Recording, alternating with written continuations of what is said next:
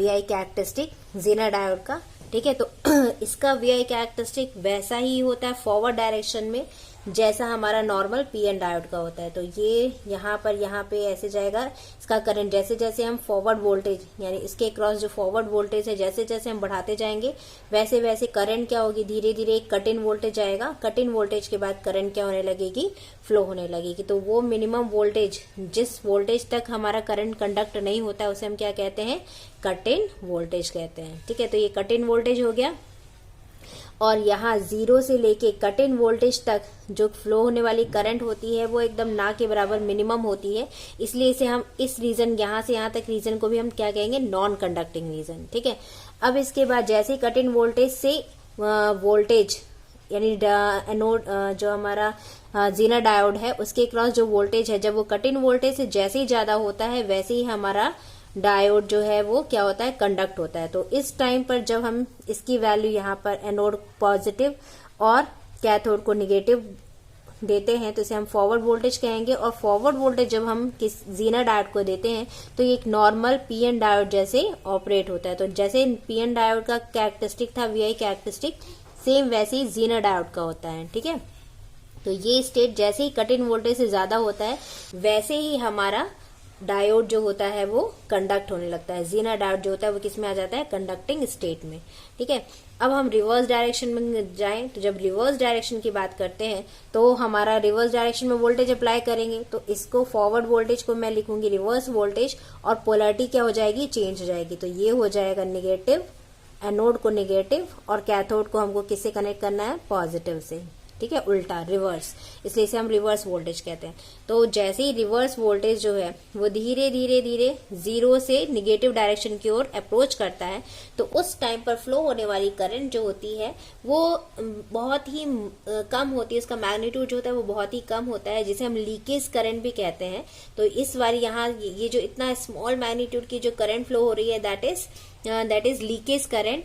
और हम इसे आइडियली देखें तो इसका ग्राफ जो होता है वो यहाँ पे आता है। आइडियली इसका ग्राफ ऐसे और स्टैंडिंग लाइन होगी, यहाँ पे एकदम स्लीपिंग लाइन आ जाएगी। क्यों ऐसा होता है, क्योंकि हमारा ज़ेनर डायोड उस समय आइडियल होता है। यहाँ पर हमारा ज़ेनर डायोड अगर हम प्रैक्टिकल की बात करें तो कोई ना कोई लीकेज करंट जो होगी वो यहाँ पे ड्रॉन होगी जब हमारा वोल्टेज जो है रिवर्स वोल्टेज जो होता है वो ज़ेनर डायोड से क्या है, कम है। यहाँ पे ये ज़ेनर वोल्टेज है, इतना मैग्नीट्यूड का ज़ेनर वोल्टेज है।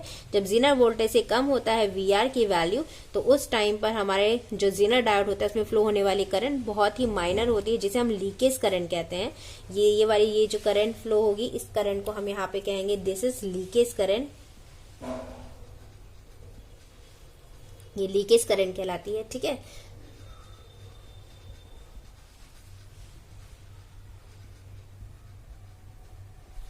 This is leakage current. तो ये हो गई हमारी लीकेज करंट।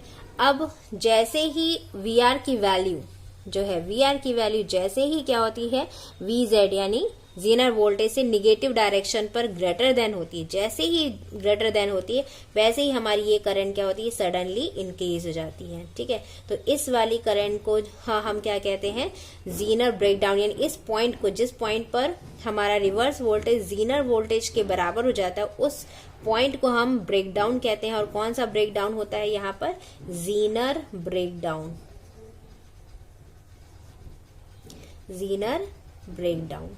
ठीक है, तो इस पॉइंट पर क्या होगा, ज़ेनर ब्रेकडाउन होगा और सडनली करंट जो होती है वो क्या होती है, फ्लो होने लगती है। तो ये जो रीजन है ये इस वाले पॉइंट से लेके यहाँ तक इस रीजन पर हमारा जो ज़ेनर डायोड होता है वो रिवर्स डायरेक्शन में, यानी रिवर्स डायरेक्शन में उसमें क्या होने लगती है, करंट फ्लो होने लगती है।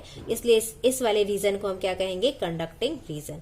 और यहाँ से यहाँ तक चूंकि बहुत ही माइनर करंट फ्लो होती है और आइडियली 0 करंट फ्लो होती है तो ये क्या होगा, नॉन कंडक्टिंग स्टेट। तो यहाँ से यहाँ तक भी क्या होगा हमारा, ये वाला स्टेट भी क्या होगा हमारा, नॉन कंडक्टिंग स्टेट।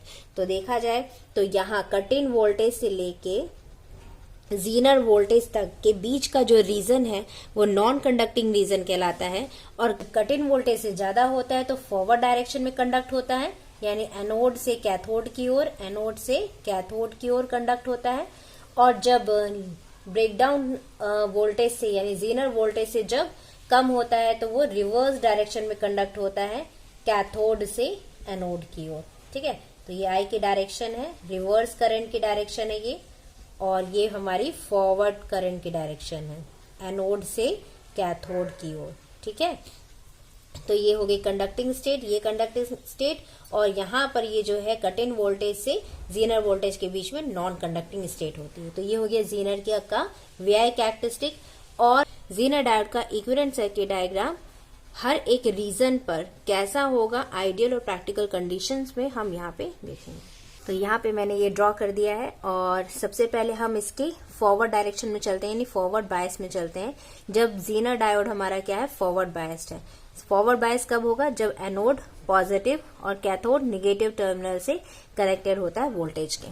ठीक है, तो यहाँ पर हम वीएफ वोल्टेज अप्लाई करते हैं जब जीनर डायोड को, तो क्या होगा वीएफ, जब वीएफ की वैल्यू कट इन वोल्टेज से कम है, यानी कहीं यहाँ पर VF value cut in voltage से जब कम है, तो डायोड हमारा क्या होगा, नॉन कंडक्टिंग स्टेट में होगा, यानी उसमें फ्लो होने वाली करंट जो होती है वो क्या होगी, जीरो होगी, प्रैक्टिकली जीरो होगी, और आइडियली क्या होगा, बहुत ही माइनर। तो यहाँ पर अगर हमारा जीनर डायोड क्या है, प्रैक्टिकल है, तब उसका इक्विवेलेंट सर्किट डायग्राम क्या होगा, this is the equivalent circuit diagram, जहां पे ये रेजिस्टेंस होता है जिसकी वैल्यू जो होती है बहुत ज्यादा होती है, और इसे हम आर से इंडिकेट करें, कैपिटल आर से इंडिकेट किया है। और ये जो रेजिस्टेंस है वो इतना हाई होता है कि इसमें फ्लो होने वाले करंट का जो मैग्नीट्यूड होता है वो बहुत ही स्मॉल होता है, बहुत ही कम होता है। यानी यहाँ पे फॉरवर्ड करंट जो होती है आई एफ की वैल्यू बहुत ही स्मॉल होती है, वेरी स्मॉल होती है, वेरी स्मॉल होती है, क्योंकि आर की वैल्यू यानी रेजिस्टेंस की वैल्यू बहुत ही हाई होती है, आर की वैल्यू बहुत हाई होती है, वेरी वेरी हाई। ठीक है, तो आर बहुत ज्यादा होने के कारण इसमें फ्लो होने वाली जो करंट होती है वह फॉरवर्ड करंट वो बहुत ही स्मॉल होती है। और अगर हमारा जीनर डायोड क्या है, हमारा जीनर डायोड क्या है, अगर हमारा आइडियल है, अगर आइडियल है तो उसका जो इक्विवेलेंट सर्किट डायग्राम होगा वो कैसा होगा,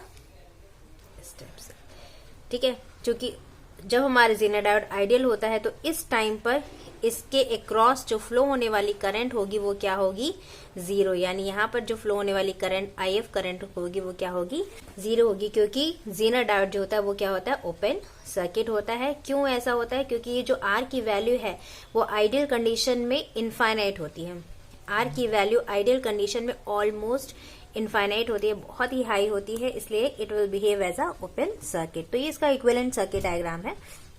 ठीक है, जब और ये किस रीजन पे इसका इक्विवेलेंट सर्किट डायग्राम है, जब हमारा जो फॉरवर्ड वोल्टेज है, ये फॉरवर्ड वोल्टेज जो हमने जीनर के अक्रॉस अप्लाई किया है, जब इसकी वैल्यू जो होती है वो जीरो से कट इन वोल्टेज के बीच में होती है, यानी जीरो से बड़ी होती है और कट इन वोल्टेज से कम होती है। तो इस रीजन की हम बात करें तो इस रीजन पर प्रैक्टिकल जीनर डायोड का बिहेवियर ऐसे होगा और आइडियल जीनर डायोड का बिहेवियर ऐसे होगा। ठीक है, अब हम देखते हैं जब हमारा forward voltage cut in voltage से ज्यादा होता है, ठीक है, यानी वीएफ की value when greater than cut in voltage, greater than or equal to cut in voltage, यानी जैसे ही फॉरवर्ड वोल्टेज जो होता है वो कट इन वोल्टेज से क्या होता है, ज्यादा होता है। जैसे ही ज्यादा होगा तब इस कंडीशन पे क्या होगा, प्रैक्टिकल जीनर डायोड का बिहेवियर कैसे होगा, मैं इसको रब कर देती हूँ। तो ये यहाँ पे मैंने बनाया है, जब वीएफ की वैल्यू कट इन वोल्टेज से क्या है, ज्यादा है, तो प्रैक्टिकल का इक्विवेलेंट सर्किट डायग्राम, और जब जीनर डायोड आइडियल होता है तो उसका इक्विवेलेंट डायग्राम क्या होगा। ठीक है, और ये किस स्टेट के लिए है, कंडक्टिंग स्टेट, और कंडक्टिंग कौन सा, forward direction conducting state. Forward इसलिए क्योंकि हमने जीनर डायोड के अक्रॉस फॉरवर्ड वोल्टेज अप्लाई किया है, एनोड को पॉजिटिव टर्मिनल से और कैथोड को निगेटिव टर्मिनल से, और इस वीएफ की वैल्यू जो है वो कट इन वोल्टेज से greater than or equal to है, यानी यहाँ कहीं पर हमारा वीएफ वोल्टेज है। तो जैसे ही वीएफ की वैल्यू कट इन वोल्टेज से ज्यादा होती है तो हमारा जीनर डायोड जो होता है वो किस स्टेट में आ जाता है, नॉन कंडक्टिंग से कंडक्टिंग स्टेट में आ जाता है। और इस टाइम पर प्रैक्टिकल जीनर डायोड किसके जैसे बिहेव करेगा, कट इन वोल्टेज जिसकी वैल्यू जनरली 0.7 वोल्ट होती है, और फॉरवर्ड रेजिस्टेंस आर एफ, ये एक रेजिस्टेंस सीरीज में कनेक्टेड होगा, और यहाँ पर एक वोल्टेज डीसी वोल्टेज अप्लाई होगा। तो ये कट इन वोल्टेज है और ये हमारा फॉरवर्ड रेजिस्टेंस है। और यहाँ पर फॉरवर्ड रेजिस्टेंस की वैल्यू, आरएफ की वैल्यू जो होती है वो बहुत ही स्मॉल होती है, very very small, very very small. ठीक है, बहुत ही कम फॉरवर्ड रेजिस्टेंस होता है और इसमें फ्लो होने वाली करंट जो होती है वो होगी आईएफ, जो एनोड से कैथोड की ओर फ्लो होगी। ठीक है, तो ये हो गया प्रैक्टिकल ज़ीनर डायोड का इक्विवेलेंट सर्किट डायग्राम। और आइडियल कंडीशन में क्या होता है, आरएफ की वैल्यू जो होती है वो 0 होती है, ऑलमोस्ट क्या होगी 0।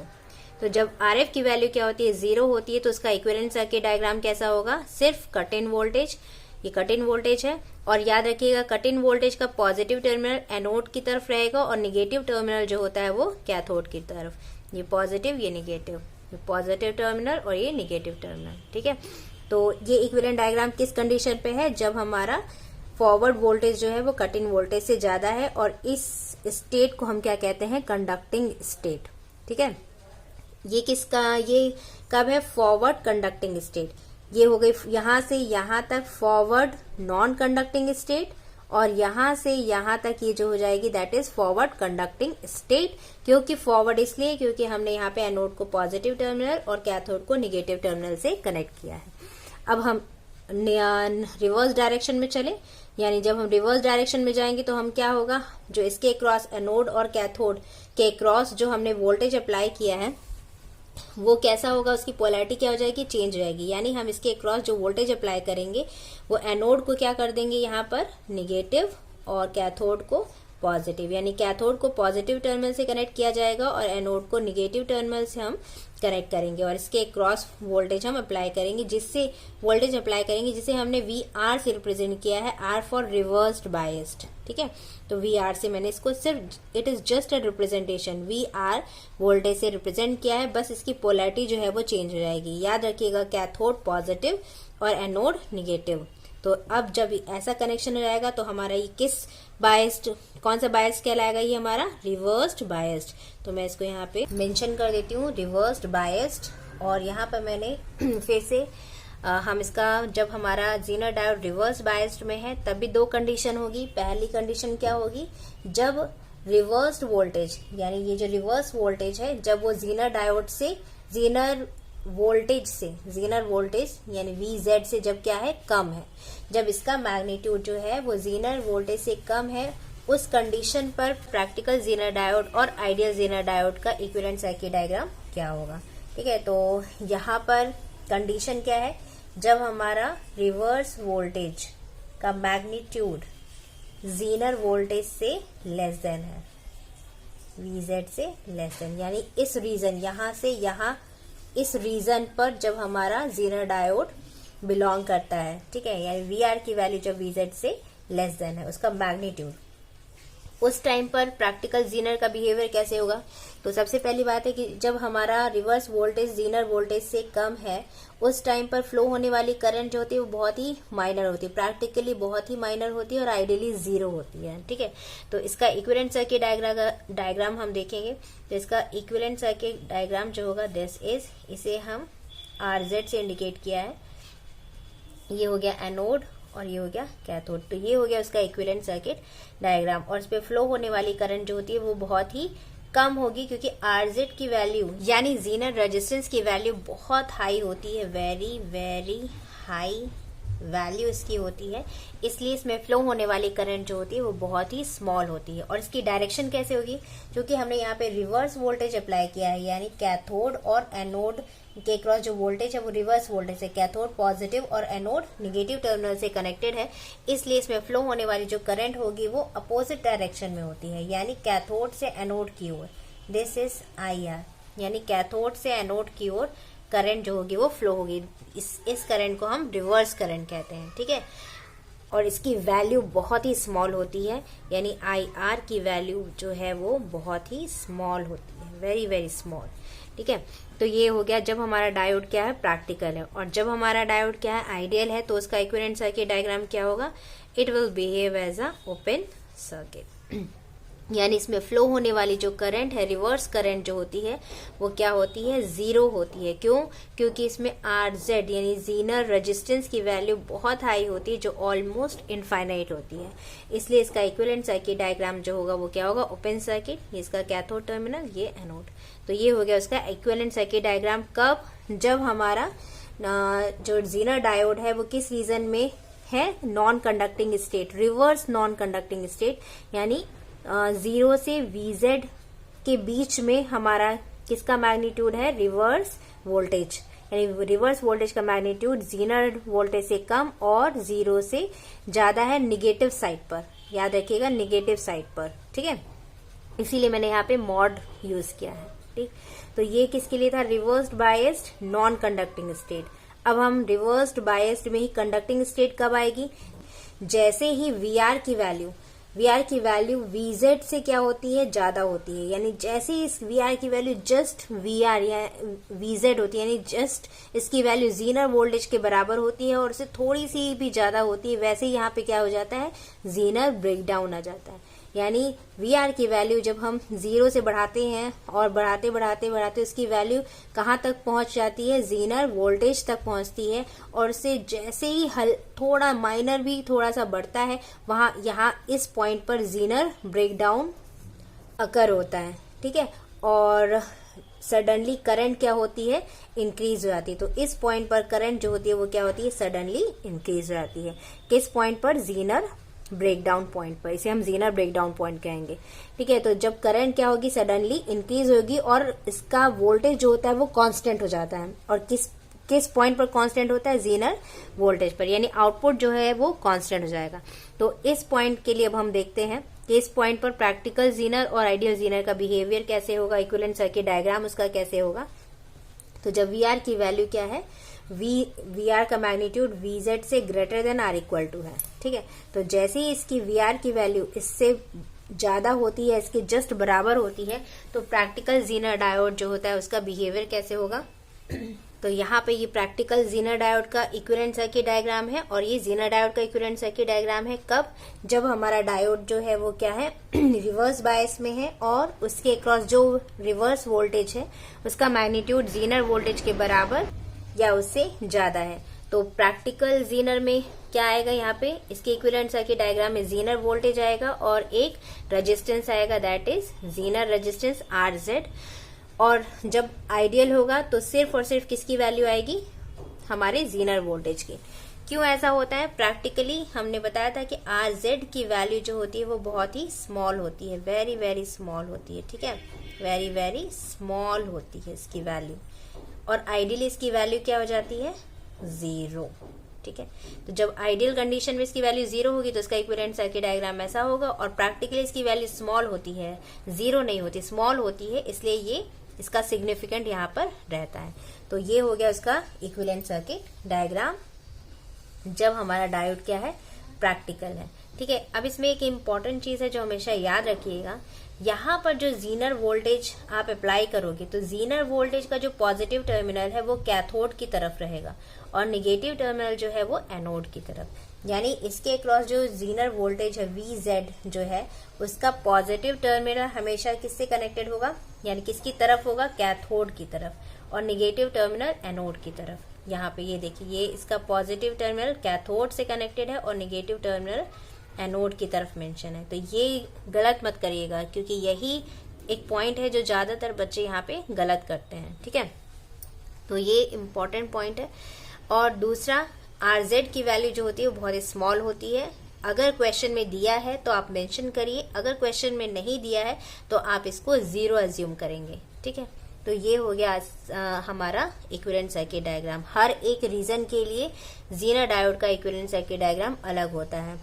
फॉरवर्ड कंडक्टिंग के लिए फॉरवर्ड ये हो गया, ये फॉरवर्ड नॉन कंडक्टिंग के लिए अलग, फॉरवर्ड कंडक्टिंग के लिए अलग, रिवर्स नॉन कंडक्टिंग के लिए अलग और रिवर्स कंडक्टिंग रीजन के लिए इक्विवेलेंट सर्किट डायग्राम अलग होता है। तो ये आपको पता होना चाहिए, ठीक है। और दूसरा, यहाँ पर पोलैरिटी ध्यान रखिएगा। जब रिवर्स बायस में होता है तो हम जब वोल्टेज अप्लाई करते हैं तो एनोड की तरफ निगेटिव और कैथोड की तरफ positive, anode negative, cathode positive. एक और चीज, जब कट इन वोल्टेज था तो कट इन वोल्टेज हमेशा फॉरवर्ड बायस में होता है, जब डायोड हमारा फॉरवर्ड बायस होता है। और कट इन वोल्टेज के समय, अगर कट इन वोल्टेज के समय जब मैंने इक्विवेलेंट सर्किट डायग्राम बनाया था तो कट इन वोल्टेज कैसा था, एनोड पॉजिटिव और कैथोड निगेटिव। ये एनोड था और ये कैथोड है। तो यहाँ पर पॉजिटिव टर्मिनल एनोड से कनेक्टेड था और निगेटिव टर्मिनल जो था वो किससे कनेक्टेड था, हमारे कैथोड से कनेक्टेड था। ये किसके लिए था, कट इन वोल्टेज के लिए, जबकि रिवर्स होता है ज़ीनर वोल्टेज के लिए। ठीक है, अब कंडीशन हम देखें कि ज़ीनर डायोड का वोल्टेज रेगुलेटर जैसे वर्क करता है। ठीक है, तो इसकी मेन कंडीशन क्या है कि ज़ीनर डायोड जो है वो वोल्टेज रेगुलेटर जैसे कब बिहेव करेगा। उसकी मेन कंडीशन ये है कि जब हमारा ज़ीनर डायोड किस रीजन में काम करे, रिवर्स कंडक्टिंग स्टेट में होना चाहिए। ज़ीनर डायोड किस में होना चाहिए, रिवर्स कंडक्टिंग स्टेट में। और रिवर्स कंडक्टिंग स्टेट में उसका आपको इक्विवेलेंट सर्किट डायग्राम मैंने बता ही दिया है कि प्रैक्टिकल ज़ीनर का इक्विवेलेंट सर्किट डायग्राम ऐसा होगा, और अगर ज़ीनर डायोड आइडियल है तो उसका इक्विवेलेंट सर्किट डायग्राम ऐसा होगा। कंडीशन क्या होगी, उसकी क्या कंडीशन होती है, मैं यहाँ पे मेंशन कर दे रही हूँ। यहाँ मैंने मेंशन कर दिया है कि वोल्टेज रेगुलेशन के लिए क्या कंडीशन होनी चाहिए। मेन दो कंडीशन होती है। पहली कंडीशन ये होती है कि हमारा जो ज़ीनर डायोड है वो किस में होना चाहिए, रिवर्स बायस कंडक्टिंग स्टेट में होना चाहिए। यानी रिवर्स बायस और कौन सी स्टेट में, कंडक्टिंग स्टेट में होना चाहिए। ठीक है, यानी इसका मतलब क्या है कि वीआर वोल्टेज यानी ये माइनस है और ये प्लस, वीआर ज़ीनर के क्रॉस अप्लाइड वोल्टेज, ज़ीनर के क्रॉस जो अप्लाइड वोल्टेज है वो हमेशा ज़ीनर वोल्टेज से के बराबर या उससे ज्यादा होना चाहिए रिवर्स डायरेक्शन में। ठीक है, यहाँ पे मैंने मैग्नीट्यूड मेंशन किया है। दूसरी कंडीशन क्या होती है, दूसरी कंडीशन ये होती है कि ज़ीनर के क्रॉस फ्लो होने वाली करंट, तो यहाँ पे देखिए ज़ीनर के क्रॉस फ्लो होने वाली करंट की डायरेक्शन क्या होगी, हमेशा क्या होगी, कैथोड से एनोड की ओर, क्योंकि हम रिवर्स डायरेक्शन की बात कर रहे हैं। दिस इज आई जेड कैसे फ्लो होगी, कैथोड से एनोड की ओर, क्योंकि कैथोड को हमने पॉजिटिव टर्मिनल से कनेक्ट किया और एनोड को निगेटिव, इसलिए करंट की डायरेक्शन कैथोड से एनोड की ओर होगी। ठीक है, अब यहाँ ये कैथोड से एनोड की ओर होगी आई जेड, और ये जो फ्लो होने वाली करंट है आई जेड की वैल्यू हमेशा, अब देखिए जैसे ही इस पॉइंट पर आया तो करंट कैसे होती है, सडनली इंक्रीज होती है। तो करंट की जो वैल्यू है यानी आईजेड, जो फ्लो होने वाली करंट है आईजेड, इसकी वैल्यू आईजेड मिनिमम, यानी ये जो पॉइंट है दैट इज आईजेड मिनिमम, इस पॉइंट यानी इस मैग्नीट्यूड से ज्यादा, आईजेड मिनिमम से ज्यादा, और ये जो पॉइंट है दैट इज आईजेड मैक्सिमम, इस पॉइंट से कम होना चाहिए। आईजेड मैक्सिमम से कम और आईजेड मिनिमम से ज्यादा होना चाहिए। अगर ये कंडीशन फुलफिल होती है और पहली condition in reverse bias conducting state, ये वाली कंडीशन फुलफिल हो रही है, तो ही ज़ीनर डायोड जो है वो किसके जैसे वर्क करेगा, वोल्टेज रेगुलेटर जैसे। और उसके क्रॉस जो वोल्टेज होगा वो क्या होगा, ज़ीनर वोल्टेज, यानी आउटपुट वोल्टेज क्या होगा, ज़ीनर वोल्टेज होगा वी जेड, जो कि कांस्टेंट होगा। ठीक है, यहाँ पर आइडियली क्या मेंशन किया है, अगर हम आइडियल ज़ीनर डायोड की बात करें तो आइडियल ज़ीनर डायोड में आई जेड मिनिमम की वैल्यू क्या होती है, आई जेड मिनिमम इसकी वैल्यू क्या होती है, 0, और आई जेड मैक्सिमम की वैल्यू क्या होती है, इनफाइनाइट। तो अगर आपको कोई ज़ीनर का क्वेश्चन आता है सॉल्व करने के लिए और उसमें आई जेड मिनिमम और आई जेड मैक्सिमम की वैल्यू गिवन नहीं है, तो आप क्या एज्यूम करोगे कि आई जेड मिनिमम 0 है और आई जेड मैक्सिमम इनफाइनाइट है। ठीक है, तो आई होप आपको ये इम्पॉर्टेंट थ्योरी पार्ट ज़ीनर डायोड का समझ में आया होगा। और अब नेक्स्ट लेक्चर में हम ज़ीनर डायोड के बहुत सारे क्वेश्चन सॉल्व करेंगे जो एग्जाम में पूछे जाते हैं, कॉम्पिटिटिव एग्जाम में भी पूछे जाते हैं। गेट में एक ज़ीनर डायोड का क्वेश्चन, कम से कम एक ज़ीनर डायोड का क्वेश्चन तो आता ही आता है, इसलिए ज़ीनर डायोड के क्वेश्चन की बहुत सारी प्रैक्टिस करिएगा। और ये जो लेक्चर है जो मैंने दिया है इसको आप अच्छे से पढ़िएगा। मैंने बहुत ही समरी करके, इकट्ठा करके ये सारी चीज़ें आपको प्रोवाइड करवाई हैं। ठीक है, तो मेरे लेक्चर्स में बने रहिएगा, नेक्स्ट वीडियो ज़रूर देखिएगा और लाइक, सब्सक्राइब, शेयर ज़रूर करिएगा। Thank you for watching and all the best.